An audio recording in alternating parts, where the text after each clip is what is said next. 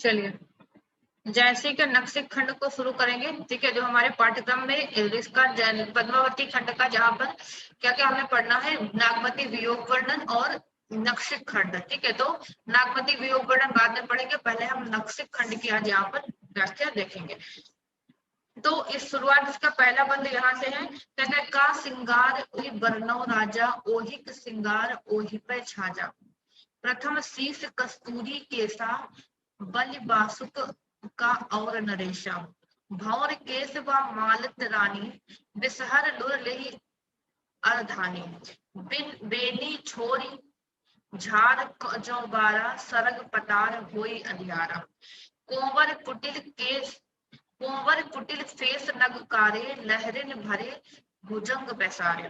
बंधे जौन मलयागिरी वासा, सीम चढ़े लोटई चंपासा। घुंघुर वार अलकै विष भरी, सकरय प्रेम चहे यूं परी। तो नागमती इसमें पद्मावती के विरह का वर्णन, यानी पद्मावती खंड में पद्मावती के रूप और सौंदर्य का वर्णन कर रहे हैं यहाँ पर।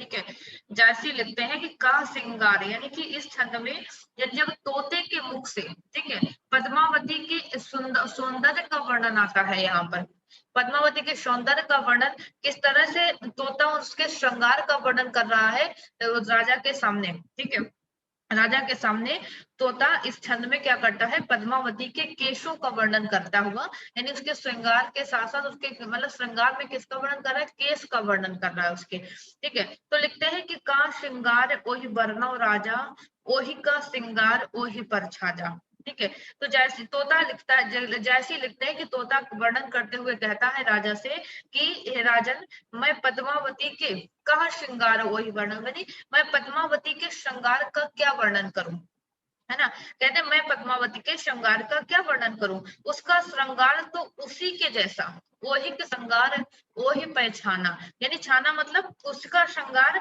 उसी के जैसा ही, छाना मतलब शोभायमान है, जैसे वो शोभायमान होती है वैसे ही उसका श्रृंगार भी उसी के समान शोभायमान है। ठीक है, और कहते हैं प्रथम शीर्ष कस्तूरी केसा, बाली बासुक और नरेशा। और आगे वो कहता है तोता कि क्या है कि प्रथम पहले तो शीर्ष पर क्या है उसके कस्तूरी केसा, यानी कि बाल कस्तूरी के समान। ठीक है, श्याम यानी कि बाल कस्तूरी के सदस्य, उसके जो बाल हैं वो कैसे हैं, कस्तूरी के समान सुगंध में है, सुगंधित बाल है, जैसे कस्तूरी में सुगंध होती है वैसे ही उसके बालों में वो सुगंध है। और बलि बासुक का और नरेशा, और कहते हैं उसके बाद जब शेषनाग, बलि बासुक माने क्या होता है, शेषनाग। ठीक है, और कहते हैं कि जब शेषनाग ही उन पर न्यौछावर हो और नरेशा, तो कहते हैं कि और राजा उनकी बराबरी ही क्या कर सकते, मतलब उसके जो बाल है शेषनाग के समान बता दिया, जैसे शेषनाग के समान हो उसके बाल। भौर केस वह मालत रानी, बिसहर लुर ले और ले अर्धानी। और वो आगे वो राजा से वर्णन करता हुआ तोता कहता है कि भौर केस, यानी कहते हैं कि जिस पर शेषनागी, यानी कि शेषनागी निछावर हो, उसका वर्णन कौन कर सकता है। और आगे लिखते हैं कि भौर केस, यानी पद्मनी मानो ऐसी लग रही थी, मालती रानी, है ना। मालत मतलब मालती का जो फूल होता है ना, कहते हैं कि पद्मनी ऐसी प्रतीत होती है कि मानो वो मालती का फूल पर जैसे क्या होता है, भौर केस, मालती के पुष्प पर जिस तरह से भौरे मंडराते हैं, ठीक है, उसी प्रकार से वो पद्मनी, वो प्रतीत पद्मनी उस समय वहां उसका सौंदर्य वैसा ही प्रतीत हो रहा है। ठीक है, और कहते हैं कि और आगे लिखते हैं कि बिसहर लुर ले ही अर्धानी। और आगे वो कहता है कि मानो ऐसा लग रहा है कि वो मालती का फूल हो और उस पर भौरे गुंजार कर रहे हो, और उस पर और आगे लिखते हैं कि वे केस, है ना, बिसहर लुर ले अर्धानी, यानी कि उसके जो केश हैं वो कैसे हैं, अर्धानी मतलब लुर ले मतलब ऐसे लहर लहर के लहरा रहे हैं उसके केस, मानो जैसे कोई नाग अपनी लहर यानी लहरा रहा हो, उसी तरह उसके बिसहर लुई, बिसहर मतलब नाग, है ना, जो नाग जैसे लहराता है, उसके नागों की भांति उसके जो बाल हैं लहरा रहे हैं। ठीक है, यानी कहने का भाव कि जिस तरह से नाग किसी सुगंधित पौधे पर बड़ी लहराते हुए क्या करता है, उसकी सुगंध को लेता है, उसी प्रकार पद्मावती के वो बाल, वो घने घने बाल, ऐसा लग रहा है कि मानो पद्मावती रूपी फूल के उस सुगंध का ठीक है, वो उसके बाल रूपी नाग क्या कर रहे हो, वो लहरा लहरा करके उसका सुगंध ले रहे हो। आगे कहते बेनी बेनी छोर झार जो बारा सरग पतार होई अंधियारा। और आगे कुंवर कुटिल केस कारे लहरन भरे भुजंग बेसारे। ठीक है, आगे वो कहते बेनी, यानी बेनी मतलब अपनी उसकी जो चोटी, ठीक है, यानी कहते हैं कि जब हुआ बेनी छोर, यानी अपने बेनी मतलब चोटी, यानी अपने बालों को खोलकर, या इसकी एक तरह ये भी कह सकते हैं जूड़े को खोलकर। ठीक है, यानी कि उसको जूड़े को खोलकर वो क्या कहती है, बालों को जब क्या करती झार, यानी झारने लगती है। ठीक है, तो सरग पतार होई अंधियारा। तो कहते हैं कि ऐसा जब वो बालों को खोल करके झाड़ने लगती है तो उनके बालों की उस श्यामलता के कारण, है ना, ऐसा मान लगता है कि स्वर्ग और पाताल चारों तरफ अंधेरा छा गया हो। ठीक है, और कहते कुंवर कुटिल केस ना फारे लहरे ने भरे भुवंग बेसारे। ठीक है, और बेधी जौन मलय गिरिबासा सीम चढ़े लोटई चहुपासा। और आगे कहती है कि वो तोता उसके सौंदर्य का वर्णन पद्मावती के कहता है कि जब उसने बालों को अपने झाड़ती है तो मानो ऐसा लगता है कि उस स्वर्ग और पाताल चारों तरफ अंधेरा छा गया हो। और वो कहती कुंवर कुटिल, कुटिल मतलब टेढ़े मेढ़े, केस नगकारे। और वो कहती है, वो बताता है तो उसकी पद्मावती के सौंदर्य का वर्णन कि उसके कोमल और टेढ़े और काले, ठीक है, कोंवर यानी कोमल, कुटिल टेढ़े, है ना, और केस और काले, यानी कोमल टेढ़े और काले जो कहते हैं काले बाल हैं। ठीक है, वो कहते हैं लहरारे, यानी लहरन भरे भुवंग बेसारे, ऐसे लहरा रहे हैं उसके वो काले बाल, ऐसे कहते हैं इस प्रकार लहराते हैं जैसे भुवंग बैसारे, भुजंग बैसारे, मानो इस तरह जैसे कोई विषैले सर्प हो, उस तरह से उसके बाल लहरा रहे हैं। और बेधे जान मलय गिरिबासा सीम चढ़े लोटऊ लोटही चहुपासा।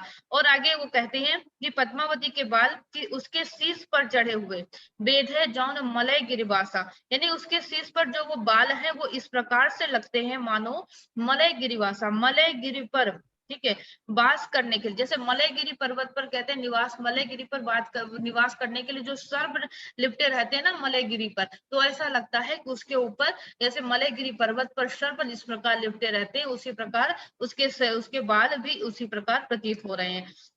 और कहते हैं उसकी सी में चढ़े लोटऊ चाहे पासा, उसी भांति वो ऐसा लगता है कि वो वहां पर उसके ऊपर भी वो लोटे हुए हैं। और घुंगुर वार अलकै विष भरी सकरे प्रेम चहे गिरुपरी। और कहते हैं उसके विष से, है ना, उसके विष ही घुंघराले बालों में, है ना, घुंघराले अलके यानी लताओं में, कहते हैं कि मानो क्या है, अलक विश्व भरी, घुंघुर वार यानी घुंघराली जो उसकी अलके हैं, जो लटाएं हैं विश्व भरी, उसमें सकर प्रेम चाहे गिरुपरी, ऐसा लगता है कि मानो उन घुंघराले बालों में प्रेम की श्रृंखलाएं हों, है ना, वो लटाएं ना हो करके वो प्रेम की मानो श्रृंखलाएं सी हों। ठीक है, और आगे लिखते हैं कि एक दोहा आता है कि अस फंदवार केस वै परा शीस ग्यू फाद अष्टौ पुरी नाग सब अरज केस कै बांध। ठीक है, आगे लिखते हैं इस दोहे में बताते हैं कि राजा को बताते हुए कहता है तोता कि हे राजन, पद्मावती के केस अस फंदवार केस वै परा शीस गिऊ फांद, यानी कहते हैं पद्मावती के केस फंदा डाल डाल देने वाले हैं, ऐसे केस हैं वो फंदा डाल देने वाले पद्मावती के केस हैं। और कहते हैं कि परा शीस गिऊ फांद और अष्टौ पुरी नाग सब अरज केस के बांध। और वो कहते हैं कि ऐसा लग रहा है पद्मावती के जो बांध यानी बंदी, है ना, कहते हैं कि पद्मावती के जो बाल है वो ऐसा लग रहा है वो फंदा डाल देने लायक है वाले हैं। और कहते हैं दूर होने पर भी, ठीक है, वो राजा रत्नसेन से जो बता रहा है कि कहते हैं दूर होने पर भी वो उसकी गर्दन में फंद, मानो कि उसकी बातों को सुनकर अरज केस के बांध, यानी इतनी दूर होते हुए मानो उस राजा क्या हो गए, उसके केशों के बंदी हो गए, वो इतने सौंदर्य को, इस वर्णन को सुन करके मानो ऐसा लग रहा था कि राजा रत्नसेन उसके उन केसों के स्वयं बंदी हो गए हों। ठीक है, तो ये इसके पहले पद की व्याख्या थी नागमती खंड की। उसके बाद दूसरे में आते हैं, इसमें जो अनेक प्रकार के शब्द आए तो कुटिल मतलब टेढ़ा होता है, ये फंदवार माने होता है फंदे में फंसने वाले। ठीक है, आगे कहते हैं अष्टोपुरी का मतलब होता है आठों कुल के नाग। ठीक है, 8वें कुल के नाग जिसका मतलब होता है। ठीक है, उसके बाद अगले पद में चलते हैं कि बरनौ मांग शीस उपराही सेंदूर अबहि चढ़ा जेहि नाही बिन सेंदूर अस जानौ दिया उजिगिर पंथ रैन महि किया कंचन रेख कसौटी कसी जन महि दामिन पर गसी। तो वो आगे लिखते हैं कि बरनौ मांग शीस उपराही, दूसरे वर्ण पद में लिखते हैं कि बरनौ मांग शीस उराही सेंदूर अवहीं चढ़ाते। फिर उसके आगे के सौंदर्य का वर्णन करते हुए जैसी लिखते हैं कि वो तोता बताता है राजा रत्नसेन से कि किस प्रकार वो पद्मावती का सौंदर्य का वर्णन करते हुए तोता आगे कहता है बरनौ मांग शीस उपराही, यानी कभी जैसी यानी कि उसकी यानी कि जो मांग है, मांग की जो पद्मावती की मांग के सौंदर्य का वर्णन कर रहा है, मांग के श्रृंगार का वर्णन कर रहा है कि किस प्रकार से अनेक उपमाओं से अनेक अलंकारों से युक्त उनके उस इस सौंदर्य का वर्णन करते हुए लिखते हैं जैसी ये तोता कहता है कि हे राजा अब मैं यानी कि अब पद्मावती के सिर के ऊपर जो मांग है ना, बरनौ मांग शीस ऊपरा, यानी बालों यानी शीस के ऊपर जो उसकी मांग है उस मांग का वो कहता है बरनौ मतलब वर्णन कर रहा हूँ। सेंदूर अबहि चढ़ा जेहि नाही बिनु सिंदूर अस जानो दीछा उजियर पंथ रैन महि कीछा।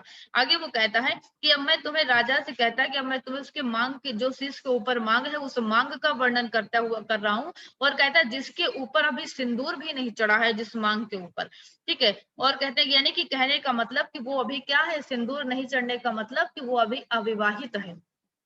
सिंदूर अभी चढ़ा जे नाही मतलब जिसकी मांग पर अभी भी सिंदूर नहीं चढ़ा मतलब वो अभी भी अविवाहित है। और बिन सिंदूर अस जानो दिया उजियर पंथ रैन मह किया। ठीक है, आगे वो बता रहा है कि वो तोता वर्णन करता हुआ कहता है जैसी जैसी रत्नसेन से जैसे लिखते हैं कि यानी कि बिना सिंदूर के, बिन सिंदूर अस जान यानी बिना सिंदूर की उसकी मांग ऐसी स्वच्छ श्वेत लगती है। ठीक है, ऐसी श्वेत लगती है, ऐसी स्वच्छ लगती है जैसे उजिगर पंथ रैनमय की है, जैसे कोई दीपक की ज्योत जल रही हो। ठीक है, जो क्या कर रहा हो, पंथ में किया, जो दीपक की ज्योत जो जल रही है वो पंथ को जैसे यानी रास्ते को जो रास्ता दिखा रही हो, यानी किसी रास्ते में उजेला कर रही हो, है ना, ऐसे ही उसकी मांग वो सफेद दिखाई पड़ती है। ठीक है, और आगे कहते हैं कि कंचन रेख कसौटी कसी जनु घन मही दामनी पर गसी सूरज किरण जनु गगन बिसेखी जमुना माई सुरसती देखी। आगे लिखता है कि उसकी जो यानी कि जो मांग है वो कैसी है, कसौटी यानी कि सोने की रेखा, सूरज किरण कंचन रेख कसौटी कसी, उसकी जो मांग है वो कैसी है कि कसौटी पर कसी हुई, जैसे सोना होता है ना, खरी सोना जो कसौटी पर कसा हुआ होता है, तो कहते हैं कि उसकी जो मांग है वो कसौटी पर कसी हुई एक जो सोने की कंचन रेख यानी जो सोने की रेखा है उसी के समान है। अथवा इस तरह से अथवा कह सकते हैं यानी कि जन घन दमह दामिनी पर कसी, अथवा उसको कहते हैं कि यह सोने की जो कसौटी पर कसी कंचन की रेखा के समान है, या कहते हैं जैसी कि जैसे आकाश में काले आसमान के बीच में दामिनी पर कसी, दामिनी मतलब बिजली चमक जाती है, जो बिजली की वो रेखा दिखाई पड़ती है वैसे ही उसके शीर्ष पर वो मांग की रेखा भी दिखाई पड़ती है। फिर आगे कहते हैं सूरज किरण जन गगन बिशेखी जमुना माही सुरसती देखी। और आगे बताते हैं कि सूरज किरण यानी कि सूर्य और किरण। ठीक है, सूर्य कहते हैं कि उस आकाश में कहते हैं कि सूर्य की कोई विशेष चमकीली सूरज किरण यानी सूर्य की कोई चमकीली जैसे कोई किरण हो, जनु गगन बिसेखी यानी उस गगन बिसेखी मतलब उस आसमान में, जैसे विशाल आसमान में, नीले आसमान में जैसे कोई सूर्य की किरण हो ऐसी उसकी मांग है। और जमुना माए सरस्वती देखी, और कह रहे अथवा उसकी मांग कैसी लग रही है कि यानी जो श्यामल यानी जो श्यामल यमुना है, जमुना माए सरस्वती, जो श्यामल यमुना की धारा के बीच, है ना, जो श्वेत रंग की सरस्वती की पतली धारा फूटती है, सरस्वती देखी, जो यमुना के मध्य में जो पतली सी सरस्वती की धारा दिखाई पड़ती है, मानो उसी वो उसकी रेखा, मांग की रेखा उसी की तरह दिखाई दे रही है। ठीक है, आगे कहते हैं खाड़े धार रुहिर जनु भरा करवत ले ही बेनी पर धरा। और आगे कितने उपमा और कितनी यानी अलंकार बता से वर्णन कर रहे हैं, कितनी उपमाएं और उत्प्रेक्षाओं से वर्णन किया जैसी ने पद्मावती की उस मांग का। तो कहते हैं खाड़े धारे रुहिर जनु भरा। और आगे कहते हैं कि या तो ऐसी लग रही है कोई सरस्वती की जो पतली धारा के समान प्रतीत हो रही, अथवा कैसी लग रही है खाड़े पर, यानी कि वहां पर जैसे लगे जो श्याम के रक्त के, यानी कृष्ण के, कहते हैं कि खाड़े धार रुहिर जनो, यानी रक्त की जो धारा है ना, रक्त की धारा, कहते हैं कि जो रक्त की धारा के बीच जो तलवार की चमक दिखाई पड़ जाती है, मानो उस तरह से उसकी वो मांग दिखाई पड़ती है। और करवत ले ही बेनी पर धरा। और आगे कहते हैं कि और वो ऐसी उसकी मतलब वो दिखाई दे रही है। और कहते ही पर पूरी धरे जो मोती, जमुना मांझ गंग के सोती, करवत तपा ले ही हो चूरू, मकुसो रोहिर ले ही दे सिंदूरू। यानी वो कहते हैं कि ऐसी उसकी मांग लग रही है कि मानो तलवार की धार की चमक हो, अथवा या कह सकते हैं कि त्रिवेणी, कहाँ गया, हाँ, करवत ले बेनी पर, बेनी मतलब त्रिवेणी है ना, कहते हैं अथवा लग रहा था त्रिवेणी के संगम पर, है ना, कोई चमकीली जब धारा आ जाती है त्रिवेणी के संगम पर, जैसे कोई चमकीली धारा आ जाती है जो उसकी चमक होती है, वैसे ही वो उसकी मांग भी वहां पर चमक रही है। अथवा कहते हैं ते ही पर, और ये इतना सौंदर्य वर्णन करते हुए फिर आगे तोता कहता है, इतना सब कुछ होते हुए उसकी मांग में फिर कैसी लग रही है कि उसकी मांग पर जो मोती गुथे हुए हैं, ते ही पर वैसे तो वो यानी ऐसे ही सुंदर है, और उस पर उस मांग पर जो मोती सजे हुए हैं, ते ही पर पूरी धरे जो मोती, जमुना मांझ गंग के सोती, कहते हैं जो मोती गुथे हुए हैं लगता है मानो गंगा में यमुना की कोई धारा सी मिलती हुई हो, ऐसी उसकी मांग में सजे हुए वो मोती दिखाई पड़ते हैं। और करवत तपा ले ही हो चूरू, मकुसो रुहिर ले दे सिंदूरू। और आगे लिखते हैं जैसी जी की, कहते हैं कि यानी कि उसकी, यानी मानो गंगा की कोई धारा मिलती है, और ऐसा लगता है कि कोई तपस्वी व्यक्ति, करवत तपा ले ही हो चूरू, यानी कोई तपस्वी है, कोई तपी अपने को, यानी कि तपी इसलिए कहते हैं कि यानी कि वो अपने रक्त से, ऐसा लगता है कि कोई तपस्वी व्यक्ति क्या करता है, अपने रक्त से उस दिव्य मांग का, यानी रुहिर ले दे सिंदूरू, ऐसा जब उस पर सिंदूर लग जाता है तो ऐसा लगता है कि कोई तपस्वी व्यक्ति या कोई व्यक्ति क्या करता है, वही यानी उसकी दिव्य मांग पर कहते हैं सिंदूर लगा सका। मतलब कहने का कि पद्मावती का जो सिंदूर है वो लास्ट में कवि ने क्या बताने का प्रयास किया कि उसका जो सिंदूर है वो क्या है, एक बलिदान का प्रतीक है। और इसी तरह इसलिए उन्होंने इस तरीके से यहाँ पर उसकी मांग के सिंदूर का वर्णन जैसी ने किया, विभिन्न उपमाओं से इस तरह से उसकी सिंदूर के मांग का वर्णन करते हुए जैसे दूसरे पद में कहते हैं। ठीक है, तो इसमें जो थोड़े से टफ वर्ड आते हैं बीच बीच में, तो इसी जैसी ग्रंथावली से ही हम पढ़ रहे हैं, जो मूल है जैसी ग्रंथावली उसी से हमने ये लिया है। तो इसमें ये महत्वपूर्ण जो शब्दों के अर्थ भी दे रखे हैं, जब आपको एक पीडीएफ मिलेगी तो उसमें आप देख लीजिएगा। अगला दोहा आता है कि कनक दुधासन बानी होई, वह सुहाग वह मांग, सेवा करही नखत सब, दवै गगन का जाम। तो आगे जैसी लिखते हैं कि तोता आगे कहता है कि हे राजा पद्मावती की कनक दुधादस बान होई, कनक मतलब पद्मावती की स्वर्णमयी सोने के समान, दुधादस बान यानी जो चमकीली उसकी जो मांग है, ठीक है, सुहाग बद्ध मांग, वो क्या है, सुहाग या अथवा अपने प्रिय की इच्छा कर रही है। ठीक है, यानी कहने का भाव कि पद्मावती की जो वो मांग है वो सुंदर, वो क्या कर रही, अपने प्रिय अथवा उस सुहाग की उसकी मांग कर रही है। और कहते सेवा करें नखत समय, गगन जम गांग। और कहते हैं कि वो और उसकी जो सुनहरी और चमकीली मांग है ऐसी लग रही है मानो सेवा करें नखत सब, यानी कि मानो नक्षत्रों और तारों की जैसे भरी हुई जो जम गंग, यानी आकाश गंगा की बात कभी करते हैं यहाँ पर कि नक्षत्रों और तारों से भरी हुई जो आकाश गंगा की सेवा करने के लिए मानो आकाश यानी कि उस पर अपना संपूर्ण निछावर कर चुका हो, ऐसी पद्मावती की मांग उस समय प्रतीत हो रही है। ठीक है, तो ये तो दो पद हुए, चलते हैं तीसरे पद पर। कहते कहो लीलार द्विज कै ज्योति, द्विजन ज्योति कहाँ जग होती, सहस किरण जो सूरज दिपाई, देख लीलार सोउ छब जाई, का सरिवर ते ही दोव मयंकु, चांद कलंकी व निकलंकु। है ना। तो आगे वर्णन करता हुआ तोता कहता है कि कहो लीलाट द्विज कै ज्योति, द्विज कै ज्योति, यानी कि यहाँ पर इस अंश की बात अगर करें तो जायसी ने पद्मावती के ललाट यानी मस्तक, ललाट मतलब मस्तक के सौंदर्य का वर्णन किया है। और किसके माध्यम से कर रहे हैं जायसी? तोते के माध्यम से। तोता राजा रत्नसेन को पद्मावती के मस्तक का वर्णन करते हुए बताता है। तो इसी को कहते हैं नख शिख वर्णन।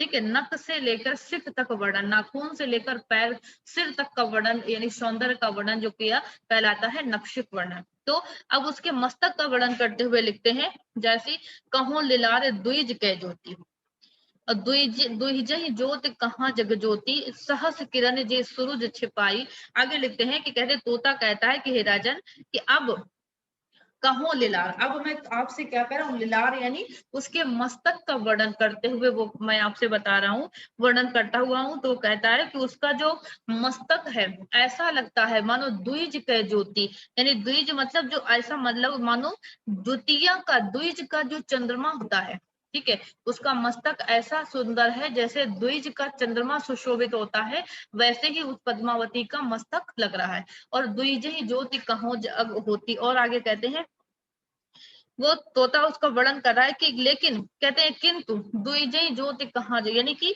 उसके कहते हैं उसका जो चंद्रमा यानी ललाट यानी मस्तक है वो चंद्रमा यानी द्विज के द्वितीय के चांद के समान सुंदर है। और लेकिन कहते हैं कि जो चांद में है ना, जो द्विज का या द्विज कहते हैं या द्वितीय का जो चांद है, लेकिन कहते हैं कि किन उसमें भी ज्योति कहाँ जग पोती, यानी कहते हैं द्विज के चांद में भी उतनी ज्योति नहीं होती है जितनी की पद्मावती के मस्तक की ज्योति है। ठीक है, मस्तक में चमक है, उतनी द्वितीय के चांद में भी चमक नहीं होती है। आगे कहते हैं सहस किरण जे सूरज दिपाई, देख लीलार शोभ छप जाई, का सरवर तेहि देव मयंकु, चांद कलंकी वह निकलंकु। आगे कहते हैं कि कहते हैं लेकिन द्विज के जो चांद में भी कहते हैं उतनी चमक नहीं है। और सहस्त्र किरणों वाला है ना, सहस्त्र किरण जो सूरज दिपाई, यानी कहते हैं सहस्त्र किरण यानी हजारों सहस्त्र किरणों वाला जो क्या है उदित उदित होने वाला जो सूर्य होता है उस यानी वो कैसा है, हजारों किरणों से भरा होता है। और कहते हैं कि तो सूर्य भी उसके ललाट को देखकर, सूरज छिपाई उसके उस ललाट की सुंदरता को देखकर, उसकी चमक को देखकर छिप जाता है। और देख लीलार सोव छप जाई। और कहते हैं कि यानी देख लीलार सोव छप जाए, यानी कि जो हजारों यानी किरणों वाला उदित होने वाला जो सूर्य प्रातःकालीन सूर्य होता है वो भी उसकी सुंदरता उसकी चमक को देख करके छिप जाता है। और आगे कहते हैं फिर उसकी समता देख यानी का सरवर ते ही देव मयंकु, चांद कलंकी वह निकलंकु। और कहते हैं कि फिर उसकी हम तुलना किससे करें, उस चांद से करें। देखते ही देव मयंकु, मयंक मतलब चांद, उसकी तुलना हम उस चांद से करें।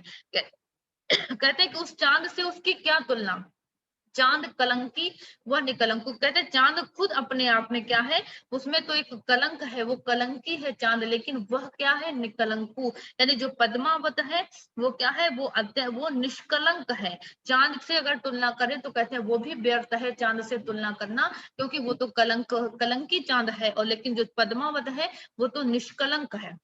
श्री चांद ही पुनि राहु गरासा, वह बिनु राहु सदा परगासा। ठीक है, तो आगे कहते हैं कि चांद भी कलंकी है तो उसका मत्था कहते हैं, लेकिन उसका जो माथा है वो क्या है, कलंक रहित है, वो दैदीप्यमान होता रहता है।